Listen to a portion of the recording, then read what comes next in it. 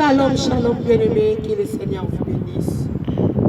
Isaiah Bino, Maman Tolonasi, Maman Anne Kalambay, votre servante, à chaque fois, Maman Tolonasi soit une personne à nous, pour lui qu'elle a appris au Makamba Malamu, Makamba Kitoko, Makamba Pesaka Kimia, Oeselakake, tous à l'accord branché avec notre Seigneur Jésus-Christ.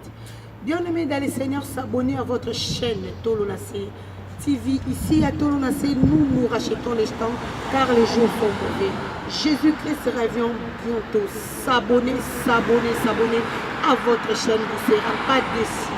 Ba image ya kitoko, bien-aimé Matéa, bien-aimé Matéa, bien-aimé ba fête, tozwaka nyonso ba émission, tozwaka nyonso na Tolonasi avec Eli, Papa Eli ya Nzambe, misapi ya Nzambe, monteur ya bonzambe, oya bombama na kati na mapipi na Yesu Masia, azo sala mosala na esprit ya bonzambe, parce que la Bible nous dit, en réalité dans l'homme c'est l'esprit.